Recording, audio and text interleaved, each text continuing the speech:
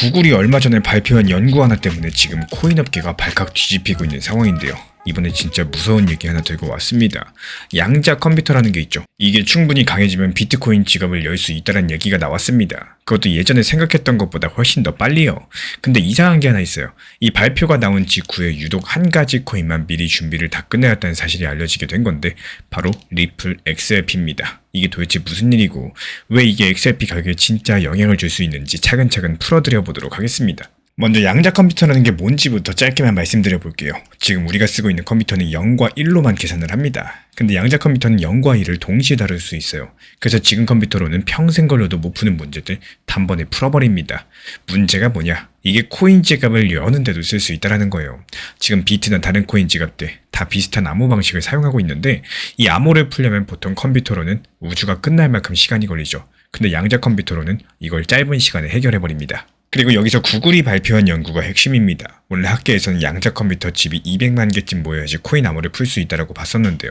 근데 다시 계산해봤더니 50만 개 정도면 충분하다는 결과가 나왔고 필요한 양이 4분의 1로 줄어들었다는 겁니다. 이게 무엇을 의미할까요? 양자 컴퓨터가 비트코인을 깰 수 있는 날이 우리 생각보다 훨씬 더 빨리 올 수 있다는 뜻이겠죠. 그럼 자연스럽게 이런 의문이 드실 겁니다. 아니 그럼 비트코인은 어떻게 되는 거냐? 바로 이 부분이 충격적인 상황인데 비트코인 개발자들도 상식적으로 가만히 있지는 않겠죠. 얼마 전에 BIP361이라는 새로운 제안서를 냈는데요. 양자 컴퓨터의 안전한 새 암호로 바꾸자라는 계획이었었고 근데 여기서 또 문제가 있습니다. 이 제안서가 아직까지 초안 상태예요.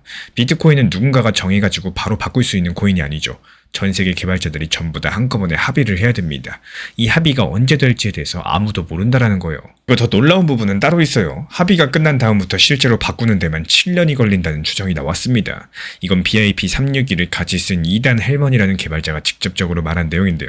합의부터 시작이 아니라 합의가 끝나야지 그때부터 7년이라는 겁니다. 이더리움도 사정이 비슷하죠. 이더리움은 올해 3월 달에 양자 컴퓨터 데뷔했을 때 연구팀을 따로 만들었습니다.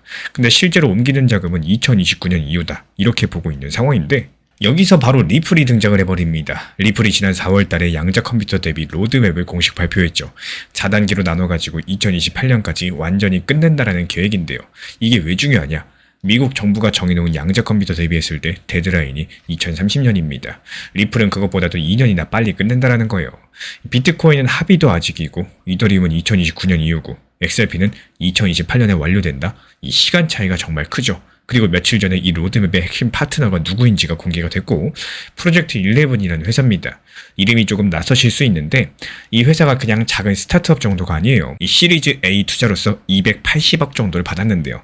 그것도 양자 컴퓨터 보안만 전문으로 하는 회사한테 들어간 돈입니다.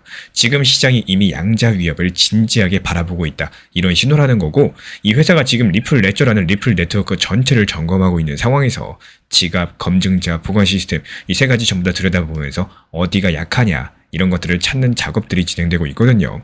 그리고 여기서 하이브리드 서명이라는 것들을 도입을 합니다. 좀 어렵게 들리실 텐데 정말 간단해요. 기존 암호 위에서 양자 컴퓨터에도 안전할 수 있는 새로운 암호들을 한 겹 더 덮는 방식인데요. 그렇다면 양자 보안이 되는 거겠죠. 이 지금의 보안과 미래 보안을 동시에 가져가는 방식입니다. 여기까지 들어보시면 리플이 준비 잘하네 이 정도로 생각하실 수 있겠습니다. 근데 진짜 무서운 부분은 지금부터인데요. 양자 컴퓨터 공격에는 하베스트 나우, 디크립트 레이터라는 게 있어요. 한국말로 풀어드리자면 지금 모아두고 나중에 푼다란 뜻입니다. 이게 무슨 말이냐? 양자 컴퓨터가 지금 당장 강력하지 않아도 상관이 없습니다. 공격자가 지금 블록체인에 떠있는 공격키 데이터를 그냥 다 긁어가서 저장을 해놓는 거예요. 그리고 양자 컴퓨터가 충분히 강해지는 그날까지 기다립니다. 또 그날이 오면 저장해뒀던 데이터를 한꺼번에 풀어버리는 방식이겠죠. 이게 왜 소름이 돋냐? 지금 잠깐 코인 사고 파는 사람들 위험이 거의 없어요. 공격자가 푸는데 시간이 걸리다 보니까 그 전에 이미 다 팔고 나왔으니까요. 근데 코인을 오랜 시간 들고 있는 사람은 다릅니다. 공개된 키가 오랜 시간 노출되어 있을수록 공격자가 노릴 수 있는 시간 자체가 길어진다는 거고 그리고 진짜 핵심은 여기에 있습니다. 요즘에 금융시장에서 가장 뜨거운 게 RWA 그러니까 실물자산 토큰화죠. 국채, 부동산, 회사 채권 이런 것들을 블록체인에 올린다는 겁니다. 근데 10년짜리 국채를 토큰으로 만든다고 한번 생각을 해볼게요. 이 토큰은 10년 동안 그 블록체인 위에 있어야만 됩니다. 그 사이에 양자 컴퓨터가 충분히 발달하면 어떻게 될까요? 그 토큰을 발행한 기관들은 한순간에 무너질 수가 있다는 거죠. 그래서 연금펀드 같은 큰 기관이 10년짜리 자산을 토큰화할 때 양자 컴퓨터의 안전한 블록체인을 고르지 않을 수가 없다는 거고 선택의 문제가 아니라 의무가 된다는 뜻입니다. 그리고 여기서 리플 XRP만의 구조적인 강점 자체가 살아나게 될 텐데요. XRP는 다른 코인에 없는 두 가지 특징이 있죠. 첫 번째는 키 로테이션이라는 기능입니다. 쉽게 말씀드려가지고 지갑 주소는 그대로 두되 그 안에 열쇠만 바꿀 수 있다는 겁니다. 비트코인이나 이더리움들 양자 대비했을 때 새로운 암호로 바꾸려면 사용자가 자기 자금들 통째로 새 주소로 옮겨야 되죠. 전 세계 보유자가 동시에 이걸 할 수 있을까요? 솔직히 거의 불가능합니다. 근데 XRP는 주소는 그대로 두면서 안에 들어있는 열쇠만 새 걸로 갈아 끼우면 끝나버립니다. 이게 사용자 입장에서 봤을 때는 거의 아무 일도 안 일어난 것처럼 느껴질 수가 있다는 거죠. 그리고 두 번째는 블록 시간이에요. 비트코인은 블록 한 가지만 만드는데 10분이 걸립니다. XRP는 3초에서 5초밖에 안 걸립니다. 이게 양자 컴퓨터 시대에 왜 중요할까요? 거래할 때 공격기가 잠깐 노출되는 시간이 있는데 이 시간이 짧으면 짧을수록 공격자가 노릴 틈이 줄어들게 됩니다. XRP는 이 노출 시간 자체가 비트코인보다 훨씬 더 짧은 구조라는 거고요. 설계부터가 양자 시대에 유리하게 돼 있었던 겁니다. 그래서 앞으로 어떻게 될까요? 지금까지 공개된 자료만 놓고 보시면요. 가장 가능성이 높은 흐름들, 바로 2026년 하반기부터 2028년까지 이 거대 금융기관들이 장기 자산을 블록체인에 올릴 때 리플 레저를 선택하는 비중이 늘어날 가능성이 높다는 사실. 이유는 단순합니다. 지금 시점에서 양자 대비 완료 시점이 가장 빠른 메인 블록체인이 바로 리플 레저이기 때문인 거고, 이건 확정된 미래라는 뜻이 아니겠죠. 다른 블록체인도 따라잡으려고 노력을 할 겁니다. 근데 비트코인은 합의 자체가 아직이고 이더리움도 2029년 이후라는 점은 지금까지 공개된 사실이에요. 이 시간 차이를 누가 어떻게 메울지 아직까지 확인이 되지 않았습니다. 그래서 적어도 앞으로 2년에서 3년 정도 리플 레저가 이 영역에서 구조적인 우위를 갖고 갈 가능성이 크다라는 거고, 이게 단기의 가격을 바로 끌어올릴 호재라기보다는요. 2026년에서 2028년 사이 천천히 기관 자금이 흘러들어오는 흐름들 만들 수 있다는 점이 핵심이겠습니다. 결국에 양자 컴퓨터 위협이 생각보다 빨리 다가오고 있는 상황에서 비트코인과 이더리움은 아직까지 준비가 늦었다는 게 지금까지 공개된 사실이고요. 근데 그 사이에 리플 XRP는 2028년에 완료된다. 가장 구체적인 계획을 들고 나오고 있는 상황이고, 이게 중장기 자산 토큰화 시장에서 XRP의 진짜 무기가 될 수 있다는 게 이번 영상의 핵심입니다. 그렇다면 여기서 한 가지 질문이 남겠죠. 이렇게 구조적인 우위가 XRP한테 분명한 상황에서 왜 XRP 가격은 아직까지 이 호재를 제대로 반영하지 못하고 있는 걸까요? 이 부분 다음 영상에서 XRP 차트랑 시장 자금 흐름들, 온체인 데이터들 같이 한번 보면서 풀어드리도록 하겠습니다. 리플이 안 간다라고 해가지고 리플 탓을 하고 리플을 원망할 필요 자체가 없다라는 말씀을 드리고 싶어요. 리플이 단지 현재 시점에서 사실상 코인 시장의 분위기도 안 좋고 이미 너무나도 짧은 시간에 너무나도 많은 상승들이 나왔었기 때문에 이런 시간 자체가 당연하게 필요했었고요. 또 행보권에서 조용히 있는 시기에 가깝습니다. 다만 여기서 아쉬운 점은요. 너무 많은 분들께서 리플이라고 해가지고 만원, 5만원, 또 많게는 10만원 당연하게 상승한다라고 생각하시는 분들 많으신 것 같습니다. 600원, 700원이었던 리플이 몇 개월 만에 4,900원까지 상승을 했었다는 거 정말로 큰 상승이었었고요. 그 이슈 자체가 조용해질 때 당연히 지금처럼 비교적인 하락으로 느껴지는 시점들 찾아올 수밖에 없다라는 말씀을 드리고 싶어요. 그렇다면 여기서 가장 한번 쉽게 생각을 해보시면은 차라리 내가 기분이 좋고 또 정말로 만족하고 있는 이런 시점에서 더 상승할 거다라는 생각보다는요. 차라리 분할 익절이라도 한번 해보시면서 건강한 투자 매매 습관에 대해서 키워나가실 줄 아셔야 되겠습니다. 리플 정보방에서도 말씀드린 게 이 부분이었죠. 리플이 한창 상승하고 누가 더 오를 거라고 생각을 했을 때 오히려 4,850원 매도 타점 드리면서 시장이 좋을 때 오히려 단기 고점에 대한 목표 타점에 대해서 말씀을 드리고 있는 이유는요. 결국에 내가 매도하고 수익을 봐야지 시장이 재밌는 거예요. 언제까지 수익 안 보고 그냥 계속 쳐다만 보실 겁니까? 상승한 과정에서 단기 저점에 샀으면 고점에 팔 줄 알고 그래야지 또 눌렸을 때 매수가 가능한 거기 때문에 시장이 하락한다고 해서 흔들리지 마시고 오히려 건강한 투자 매매 습관을 키워나가시길 바라겠습니다. 유럽에서 가장 큰 은행 중에 한 곳이 지난 몇 달 사이에 어떤 코인 하나를 거의 다 싹 다 팔아버렸습니다. 비중을 99% 가까이 줄어버렸는데, 그리고 그 자리에 새로운 사들인 코인이 있는데요. 그게 바로 리플 XRP였고 이게 그냥 흔한 기관 매수 뉴스처럼 들리시죠? 근데 끝까지 들어보시면 조금 다르게 보이실 겁니다. 왜냐면 이 은행은 XRP를 사기 훨씬 전부터 이미 리플과 손을 잡고 있었던 곳이거든요. 그 얘기들 지금부터 차근차근 풀어드려 보도록 할게요. 먼저 이 은행이 어떤 곳인지부터 짚고 가겠습니다. 이름은 인테사 산파울로, 이탈리아에서 1위 은행입니다. 굴리는 자산 규모가 약 1,500조 원이 넘는 상황인데요. 우리나라 1년 국가 예산이 700조인데 그것보다도 2배가 넘게 큰 돈을 다루는 곳이다. 이렇게 보시면 되겠고, 이런 은행이 보통 변동성이 심한 자산에서는 잘 안 들어갑니다. 들어가더라도 아주 조심스럽게 들어가죠. 근데 지난 1분기 보고서를 보시면은 이 은행이 코인 관련된 자산을 2배 넘게 늘렸습니다. 작년 말 기준으로 1,400억 정도였던 코인 관련 투자가 올해 3월 말 기준으로 3,300억까지 올라왔어요. 여기까지는 그냥 은행이 코인에 조금 더 들어왔구나, 이 정도로 들리실 텐데, 진짜 보셔야 될 부분은 그 안에서 돈이 어디서 어디로 옮겨갔느냐, 이 부분을 보셔야 되겠습니다. 그리고 여기서부터 본격적인 얘기입니다. 인테사 산파울로는 비트코인 ETF 비중을 늘렸습니다. 이더리움 ETF도 처음으로 사들였고요. 솔라나 ETF는 거의 다 팔아버렸습니다. 보유 주식 숫자가 26만 6천 주에서 2,800주로 줄었어요. 사실상 청산이죠. 근데 그 자리에 그레이스케일에서 운영하는 XRP ETF를 새롭게 사들였습니다. 금액으로 봤을 때 360억 규모인데, 여기서 잠깐 멈춰서 생각해 볼 만한 부분이 있어요. 비트코인이랑 이더리움은 더 늘리면서 같은 알트코인인 솔라나는 거의 다 팔았고, 그 자리에 XRP가 들어왔다라는 겁니다. 이건 단순하게 코인을 더 샀다 정도가 아니라요. 어떤 자산을 그냥 빼버려가지고 도태시켜버리고, 어떤 자산은 더 넣어가지고 추가했다, 신규 편입했다라는 선택이 있었던 겁니다. 한정된 돈을 어디에 더 무게를 둘지 결정을 한 거고, 그 결정에서 솔라나가 빠져있고 탈락됐다는 거, 그리고 리플 XRP가 새롭게 들어왔다는 거, 이 사실 자체가 핵심이겠습니다. 근데 여기서 진짜 소름 돋는 부분은 따로 있죠. 이 은행이 XRP ETF를 사기 전부터 이미 리플 회사랑 일을 하고 있었던 곳인데, 리플에는 리플 커스터디라는 자회사가 있어요. 예전 이름은 메타코였었고요. 쉽게 말씀드려서 은행이나 큰 기관이 디지털 자산을 안전하게 보관하도록 도와주는 회사입니다. 인테사 산파울로 측에선 이 리플 커스터디를 이미 자기네 디지털 자산 보관 시스템으로 쓰고 있었고, 이게 무슨 의미냐? 인테사는 외부에서 XRP를 멀리서 바라보던 관찰자가 아니라는 얘기입니다. 이미 리플 회사 안쪽에서 한참을 같이 일해본 다음에 XRP를 직접적으로 사기 시작을 했다라는 거죠. 밖에서 보는 사람과 안에서 일해본 사람, 이 판단은 같을 수가 없겠죠. 인테사는 후자였었던 겁니다. 여기까지 이해되셨으면 한 가지만 더 짚고 가겠습니다. 인테사가 이번에 매수한 XRP는요, 자기네 자기자본 트레이딩 용도라고 보고를 했어요. 자기자본 트레이딩이 무엇이냐? 고객 돈이 아니라 은행이 자기 돈으로 직접 사고 판다는 겁니다. 이게 왜 중요할까요? 큰 은행이 새로운 자산에 들어갈 때는 보통 정해진 순서를 따르기 마련입니다. 먼저 자기 돈으로 작게 시작해서 위험을 본다. 괜찮으면 고객용 상품으로 확장한다. 또 괜찮으면 자산관리 포트폴리오에 정식 편입한다. 이런 단계들이 존재를 하는데, 인테사가 지금 그 첫 번째 단계에 있다라는 거고, 결국에 자기 돈으로 먼저 들어본 단계요. 물론 지금까지 공개된 자료를 보면은 아직까지 고객 상품으로 나간 건 아닙니다. 다만 이 순서대로 흘러간 전례가 비트코인과 이더리움에서도 있었기 때문에 XRP도 비슷한 경로를 따라갈 가능성이 크다, 이렇게 보는 시각이 존재하고, 적어도 이런 은행이 단발성으로 한 번 사고 끝낼 만한 그림은 아니다라는 점 분명히 보이는 상황입니다. 그래서 앞으로 어떻게 될 것 같으냐? 가장 가능성이 높아 보이는 흐름은 이렇습니다. 인테사 산파울로 한 곳만 움직이고 끝나지는 않을 가능성이 크겠고, 왜 그렇게 보고 있느냐? 비슷한 규모의 큰 은행들은 보통 비슷한 기준으로 의사결정을 하기 때문에 똑같은 규제 환경을 보고 똑같은 자산 운영 가이드라인을 따라서 움직입니다. 지금 미국에서 SEC, 리플의 분쟁이 정리되고요. 미국의 XRP 현물 ETF가 상장되고요.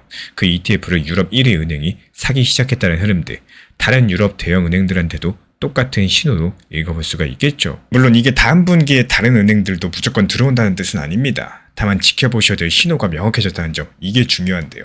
다음 분기에 다른 유럽 대형 은행 보고서에 XRP ETF가 등장을 하는지, 그리고 인테사 본인이 자기 자본 트레이딩 단계에서 고객용 상품 단계로 넘어가는지, 이 두 가지가 우리가 보셔야 될 다음 체크 포인트고, 가격에 대해서는 단정해서 말씀드릴 수는 없겠습니다. 그래서 지금 단계에서는요, 얼마까지 간다? 이런 식의 숫자 예측들, 책임 있는 분석이다, 이렇게 보기는 어렵겠죠.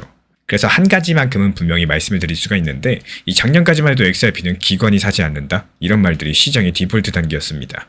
근데 1년도 안 돼가지고 1,500조 원을 굴리는 유럽은행이 그 명제를 정면으로 깨버린 상황이고, 이 변화 자체가 가격에 영향을 미치는지는 앞으로 데이터로서 드러나게 될 겁니다. 결국에 이탈리아 1위 은행이 솔라나를 거의 다 팔고 그 자리에 XRP를 새로 사들였죠. 이 은행이 XRP를 사기 전부터 이미 리플과 일하고 있던 내부 관찰자였고요. 이번 매수가 끝이 아니라 이 단계적인 진입의 첫 번째 단계의 가능성이 크겠고, 그렇다면 여기서 자연스럽게 한 가지 질문이 남겠습니다. 인테사 산파울로 다음으로 움직일 만한 유럽은행은 과연 어디가 될 수 있을지, 그 정답이 될 만한 후보를 다음 영상에서 정리드려 보도록 할게요. 이 리플이 상승하기 시작을 하면서 많은 분들께서 공통적으로 생각하시는 내용들이 있을 겁니다. 리플 2,000원 아래에 있을 때, 1,800원, 2,000원일 때 조금 더 매수해 놓을 걸, 더 하락할 줄 알았는데 이게 상승해버렸다. 여러 가지 시간이 지나면서 단기 저점에 대한 분할 추가 매수에 있어서 후회를 하시는 분들이 있으실 수 있겠는데요. 이 리플 정보방에서도 리플 자체가 가장 분위기가 안 좋고 흐름이 안 좋을 때 안내를 드렸었지만요. 추가 매수하기 좋은 시점은 내가 심리적으로 안정이 되었을 때가 아니라요. 리플이 이렇게까지 하락한다? 이런 생각이 들 때가 오히려 추가 매수 시기였다는 것들을 반드시 알고 계셔야 됩니다. 누구나 최저점을 맞출 수 없겠지만요. 심리적으로 가장 흔들리는 시점이 오히려 저점에 가까울 수 있는 시기라는 거 반드시 기억해 주시고 활용할 줄 아셔야 되겠죠. 요즘에 리플 XRP 차트 보면 정말로 답답합니다. 가격 자체가 거의 움직이지 않는데 자꾸 어디선가 XRP가 진짜다, 리플이 드디어 움직인다, 뭐 이런 얘기가 정말 끊이지 않고 들려오고 있는 상황이죠. 분명 뭔가 이게 큰일이 벌어지고 있는 건 맞는 것 같은데 정작 내 지갑 XRP 가격은 조용하니까 더욱더 불안해지는 겁니다. 그래서 이번 영상에서 딱 한 가지 질문을 먼저 던지고 시작을 하려고 해요.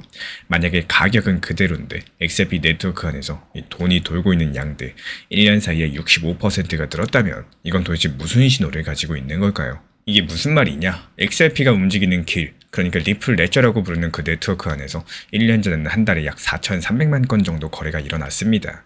근데 이제 올해 4월에는 한 달에 7,100만 건 정도가 일어났어요. 거래 건수가 1년 사이에 65%가 증가했다는 거죠. 이 숫자는 디지털 자산을 분석하는 에버노스 XRP라는 곳에서 집계한 데이터고 더크립토 베이직이라는 매체가 보도한 내용들입니다. 그러니까 누가 그냥 던진 얘기가 아니라 실제로 측정된 데이터라는 겁니다. 근데 여기서 이상한 점이 한 가지 있죠. 아니 거래량이 늘었으면 가격도 따라 올라가야 되는 게 우리가 알고 있는 시장의 상식이죠. 근데 XRP는 그렇지가 않거든요. 이유가 뭘까요? 이게 이번 영상의 진짜 핵심입니다. 그 정답을 먼저 말씀을 드리자면은 지금 XRP 네트워크에서 늘어나고 있는 거래는요. 사고 팔기 위한 거래가 아니라 사용하기 위한 거래이기 때문입니다. 이게 무슨 뜻이냐? 우리가 보통 코인 거래량이 늘었다라고 치면은 단타로 사고 파는 사람들이 많아진 걸 떠올리죠. 근데 그런 거래들은 가격을 빠르게 올렸다가 빠르게 내립니다. 근데 지금 XRP에서 늘어나고 있는 거래는 그게 아니죠. 은행이 돈을 보낼 때 쓰는 거래, 회사가 결제를 처리할 때 쓰는 거래, 그리고 실제 자산을 코인 형태로 옮길 때 쓰는 거래가 늘어난 겁니다. 이런 거래들 가격을 흔들지 않습니다. 대신에 네트워크 자체를 점점 더 무겁게, 점점 더 단단하게 만듭니다. 그래서 여기까지 들어보면 그래서 누가 쓰냐 뭐 이런 질문들이 자연스럽게 나오겠죠. 그 명단이 진짜 흥미롭습니다. 거래량을 끌어올린 주체로 지목된 곳이 세 군데인데요. 첫 번째가 비트 스탬프라는 거래소고 이 거래소는 미국의 유명한 주식 어플 로빈후드가 인수한 곳입니다. 둘째가 저스토큰이라는 탈중앙화 금융 플랫폼이고요. 셋째가 브라자뱅크라는 브라질의 상업은행이에요. 그리고 여기에 리플이 직접 만든 스테이블코인 RLUSD, 그러니까 1달러의 가치가 묶여있는 디지털 달러까지도 더해지게 되면서 XRP 네트워크 위에 거래량이 크게 늘어나고 있는 겁니다. 그리고 여기서 이상한 점이 또 하나 짚고 갈게요. 이 브라질의 상업은행이 왜 굳이 XRP를 골랐을까요? 미국의 달러망도 있고 다른 결제망도 많은데 말이죠. 지금까지 공개된 자료를 보시면은 한 가지 흐름만큼은 분명해 보입니다. 기존의 국제 송금망은 느리고 비싸죠. 몇 날 며칠씩 걸리기도 하고요. 수수료도 무겁습니다. 근데 리플 레저는 몇 초 안에 끝나고 수수료가 거의 들지 않아요. 그래서 결제 인프라가 약한 나라들 혹은 또 빠른 결제가 필요한 금융기관들이 점점 더 이쪽으로 옮겨오고 있다는 거고 이건 추측이 아니라 거래량이라는 실측치로 확인되고 있는 현상입니다. 그리고 이제 이번 영상에서 가장 충격받으실 만한 부분들이 나옵니다. 저스토큰이라는 플랫폼이 다루는 토크나 실물자산 시장 얘기인데요. 토크나 실물자산이라는 단어가 조금 어렵게 들리실 겁니다. 쉽게 말씀드리자면 부동산이나 채권 같은 진짜 자산을 코인처럼 쪼개가지고 블록체인 위에서 사고팔 수 있게 만든 겁니다. 이 시장들이 지금 전 세계 큰 금융사들이 전부 다 뛰어들고 있는 차세대 금융의 핵심 분야죠. 근데 저스토큰이 굴리는 토크나 자산의 전체 규모가 얼마냐? 약 26억 3천만 달러입니다. 우리 돈으로 환산하면은 대략 3조 6천억 원이 넘는 규모인데 이 중에서 무려 67%가 XRP 위에서 돌아가고 있어요. 한 번 더 말씀을 드리자면요. 이 3조 원이 넘는 토크나 실물자산 시장의 3분의 1을 지금 이 순간에서도 XRP가 떠받치고 있는 겁니다. 그리고 여기서 끝이 아닙니다. 리플 레저 위에서 굴러가는 토큰화된 미국 국채 규모도 함께 폭증했어요. 1년 전까지만 해도 5천만 달러, 우리 돈으로 700억 원 수준이었는데 1년 뒤인 지금은 4억 1,800만 달러, 우리 돈으로 5,800억까지 커졌습니다. 1년 만에 8배가 넘게 늘어난 건데요. 이 미국의 국채는 전 세계에서 가장 안전하다라고 평가받고 있는 자산이죠. 그런 자산을 디지털로 옮겨가지고 굴리는 시장이 빠르게 자라고 있는데 그 무대 중에 하나가 리플 레저가 선택되고 있다는 뜻입니다. 그리고 여기까지 들으시면 슬슬 소름이 돋기 시작을 하실 거예요. 그동안 XRP는 은행이 쓰는 코인이라는 막연한 이미지로만 알려져 있었죠. 근데 실제 데이터를 까보니까 XRP는 이미 RWA 시장의 중심적인 무대 중에 하나가 되어 있었던 겁니다. 게다가 리플이라는 회사 자체도 현재 전 세계 1만 3천 개의 은행망 그리고 연결이 되어 있는 상황이고 자사의 결제 인프라를 통해서 12조 5천억 달러, 우리 돈으로 환산하면은 1경 7천조 원이 넘는 결제 대금을 처리한 적이 있다고 보도가 됐어요. 이 숫자가 너무 커가지고 감이 잘 안 오실 텐데 우리나라 1년 예산이 600조 원 정도라는 걸 떠올리시면 얼마나 큰 규모인지 짐작이 가실 겁니다. 그럼 이제 가장 중요한 질문으로 넘어갈게요. 이 모든 데이터가 사실이라면 왜 XRP 가격은 오르지 않는 걸까요? 그리고 앞으로는 과연 어떻게 될 수 있을까요? 여기서부터는 단정할 수 없는 영역이기 때문에 조심스럽게 말씀을 드리겠습니다. 지금까지 공개된 자료만 놓고 보시면은 가장 가능성이 높은 흐름은 딱 한 가지예요. 지금 XRP 가격이 거래량 증가를 따라가지 못하는 이유들. 이 늘어나는 거래의 성격이 사고 팔기가 아니라 옮기고 쓰기이기 때문인데요. 결제용 거래나 자산 토큰화 거래들, 시장의 매도 압력들을 만들지 않습니다. 오히려 네트워크 위에서 잠긴 채로 돌아가는 수요에 가깝다라는 거고, 그래서 단기적으로 봤을 때 가격에 즉각적인 반영되지 않을 수 있겠습니다. 하지만 이런 식으로 실제 사용자가 쌓이면요, 어느 순간 가격이 한 방에 따라잡는 구간들이 올 수밖에 없겠죠. 지금 시장은 항상 사실보다는 늦게 반응을 하기 때문에 과거 다른 자산들이 쓰임새 누적되면서 가격 재평가의 흐름들 전부 다 역사적으로 거쳤다는 점에서 가장 자연스러운 시나리오 하나다 이렇게 볼 수 있겠습니다. 그래서 단기 전략 차원에서 말씀드리자면 지금 같은 횡보 구간들 사실상 단점이 아니라 기회 구간으로 해석할 여지가 있겠습니다. 차트만 보는 사람들한테는 답답한 시간이겠지만요. 자금 흐름이랑 네트워크 데이터를 보는 사람에게는 쓰임새가 쌓이는 시간이다 이렇게 볼 수 있다는 거고, 다만 이게 단기간에 큰 수익을 약속하는 얘기가 절대 아닙니다. 가격이 언제 따라잡힐지 아무도 정확히 말씀드릴 수가 없어요. 그래서 오늘 기억하셔야 될 내용들은 XRP 네트워크의 월간 거래량이 1년 사이 65%가 늘었고요. 그 핵심은 투기가 아니라 실제 사용이 밑바탕에 깔려있다는 점입니다. 그리고 저수 토큰의 토큰화 실물 자산 중에 67%, 리플 레저 위 토큰화 미국 국채 8배 폭증 같은 데이터들, 지금 XRP가 이미 제도권 금융 인프라의 한 가지 축으로 자리 잡았다, 이런 신호를 말을 해주고 있겠죠. 가격 자체는 늦게 따라올 수 있겠지만요. 데이터는 절대 거짓말하지 않습니다. 그렇다면 여기서 만약에 리플 XRP 위에서 굴러가는 토큰화 국채 규모가 지금처럼 매년마다 8배씩 커지게 된다면 이 미국의 월가는 결국에 XRP를 어떤 위치에 올려놓을 수 있게 될까요? 다음 영상에서 그 정답을 같이 한번 찾아보도록 하겠습니다. 알트 코인에 대해서 내가 어렵다라고 생각하면 정말 끝도 없이 어렵고, 그냥 단순하고 쉽게 생각하면 쉽게 느껴지는 게 바로 알트 타점이겠습니다. 여기서 정말 신기하게도 매수할 때는 단기 알트 타점이라고 생각을 하고 짧게 목표를 잡고 또 매수해놓고 막상 매도할 때가 되면은 이거 더 상승할 것 같은데 이렇게 조금 더 기다려볼까? 이런 생각하시다가 좋은 타점 기회들 전부 다 놓치게 되는 이런 경우들이 많이 생기곤 하는데요. 말 그대로 조용할 때 매수하셔가지고요, 시끄러워지면 욕심내지 마시고 그냥 마침표를 찍을 줄 아셔야 됩니다. 만약에 심리적으로 그게 어렵다라고 한다면은 그냥 목표 가격에 걸어놓고 오히려 신경을 안 쓰는 게 가장 큰 핵심일 수가 있겠습니다. 이 단기 종합방에서도 알트코인 타점에 대해서 안내를 드릴 때 목표 타점을 같이 안내드리는 이유들, 결국에 신경을 덜 쓰고 차라리 목표가에 걸어놓고 효율적으로 시장을 대응하시는 이런 방향성으로서 안내드리기 위함입니다. 결국에 더 상승할까봐 팔지 못하면요, 스쳐 지나간 수십 퍼센트, 수백 퍼센트 수익 전혀 의미가 없다는 사실을 반드시 알고 계셔야 되겠습니다. 다가오는 6월 12일 같은 경우는 우리 구독자분들 달력에 한 번쯤 표시해 보셔야 되겠습니다. 이번엔 미국 나스닥에 한 종목이 새로 들어오게 되는데요. 그 한 종목의 가격이 자그마치 우리 돈으로 약 2,640조 원이죠. 사상 최대 규모의 상장이고 회사 이름은 스페이스 X입니다. 근데 우리가 진짜 궁금한 건 따로 있죠. 이 거대한 사건이 우리 도지코인 차트에 정확히 무엇을 의미하고 있는가? 솔직히 말씀을 드리자면 지금 유튜브에 도지코인 영상이 산더미처럼 깔려 있는데 이런 질문에 대해서 진지하게 대답하는 사람이 거의 없습니다. 일론 머스크가 도지코인 좋아한다? X에서 결제 들어온다? 이런 얘기들 우리 이미 다 알고 있습니다. 근데 이번에 일어나는 일들은 또 단순하게 그런 차원이 아니라는 거예요. 일단 일정부터 짚어볼까요? 6월 4일 스페이스X가 로드쇼라고 부르는 투자 설명회를 시작할 예정입니다. 그리고 6월 11일에 공모가가 정해질 예정이고요. 6월 12일에 진짜 거래가 시작이 됩니다. 모집하는 돈만 우리 돈으로 약 113조 원. 지금까지 전 세계에서 가장 컸던 사우디 아람코 상장의 2배가 넘는 상황인데 우리가 살면서 본 적 없는 규모의 자본 이동들이 단 일주일 안에 일어난다는 건데요. 그리고 여기서 한 가지 사실에 잠깐 멈추셔야 됩니다. 왜냐면 이 다음 한 문장이 오늘 영상의 진짜 핵심이거든요. 지금 시장 조사기관 피치북의 한 분석가가 최근 보고서에서 이런 말을 했죠. 스페이스X의 상장은 실적만큼이나 터사랑 상징에 크게 의존을 하고 있다. 이 한 줄이 정말 중요한데요. 보통 일반적으로 회사 상장시킬 때 어떻죠? 이 회사가 작년에 얼마 벌었고 내년에 얼마 벌 거다. 이걸 기준으로 가격을 매기죠. 근데 스페이스X는 작년 매출이 우리 돈으로 23조 원 수준입니다. 그러니까 2,640조 원짜리 회사가 23조 원을 벌었다는 거고 숫자로만 보면 도저히 말이 안 되죠. 근데 지금 시장은 이 가격을 받아줍니다. 이유가 뭐냐? 일론 머스크가 화성에 간다는 이야기들, 위성으로 전 세계를 연결한다는 이야기들, 그 서사에 돈을 주고 있다는 거죠. 그리고 여기서부터 등골이 서늘해지실 겁니다. 월스트리트가 사상 최대 규모의 상장 가격을 회사 실적이 아니라 서사로서 정당화합니다. 그렇다면 도지는 뭘까요? 도지코인은 처음부터 끝까지 서사로만 움직이는 자산이죠. 매출도 없고요. 배당도 없고요. 화성 가는 로켓도 없습니다. 그냥 시바견 한 마리랑 머스크의 트윗이 전부였어요. 근데 6월 12일 미국의 월스트리트가 공식적으로 인정하게 되죠. 이 서사가 전부다. 돈이라는 사실을요. 말 그대로 도지코인이 처음부터 주장해왔던 그 논리들이 사상 최대 IPO의 가치평가 잣대가 된다는 거고, 이게 도지코인 홀더 입장에서는 5년 동안 비웃음 당하면서 들고 있던 그 자산의 작동 방식들, 가장 화려한 무대 위에서 검증받는 순간이 된 겁니다. 근데 이게 끝이 아닙니다. 진짜 무서운 건 그 다음에 일어날 일들이겠죠.